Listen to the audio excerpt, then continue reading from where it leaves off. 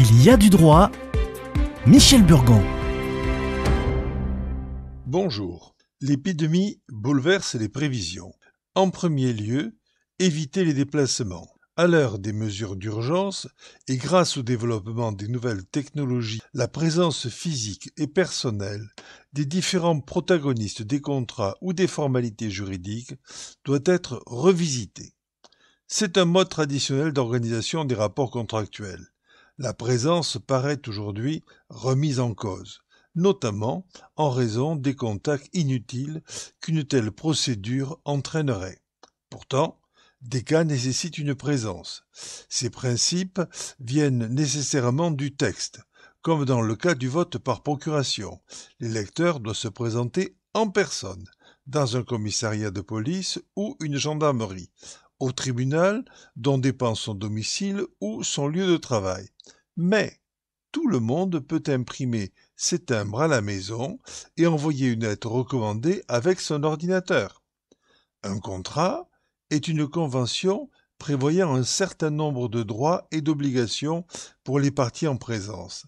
Sa signature engage chacun des contractants. Il est évident qu'il n'est plus question de conclure par une poignée de main. Mais est-il nécessaire de signer? Est-il obligatoire de faire un écrit? En droit des contrats français, le contrat entre absents se forme entre personnes qui ne sont pas présentes physiquement, au même endroit et au même moment. C'est le cas lorsque la rencontre des volontés se produit notamment par le moyen du courrier, fax, téléphone, courrier électronique ou Internet. Former par téléphone amène à rappeler qu'un contrat n'est pas nécessairement écrit. L'article 1582 du Code civil précise que la vente peut être faite par acte authentique ou sous seing privé.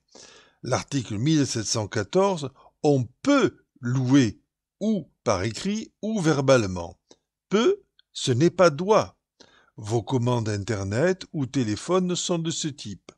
L'écrit permet surtout de prouver les modalités du contrat des parties et, par l'enregistrement, il informe l'administration du contenu pour permettre la perception de l'impôt et la protection de l'ordre public. Pour la fluidité de leurs affaires, beaucoup d'opérateurs prennent ces risques à leur charge.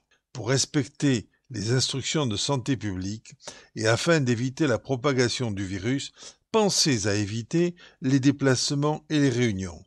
Dans le contexte des instructions de civisme, vous devez penser à utiliser les nouvelles technologies. La plupart du temps, votre présence n'est pas indispensable.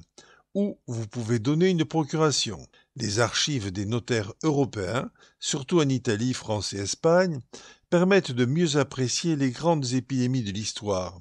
Leur influence en décès successifs et décisions précipitées par les maladies ou la peur, leur déplacement au chevet des malades, soit pour des procurations, soit pour des testaments, comme dans l'opéra où Puccini met en scène et musique Gianni Schicchi qui se substitue au défunt Burzo Donati pour dicter au notaire, appelé au chevet, un testament avantageux.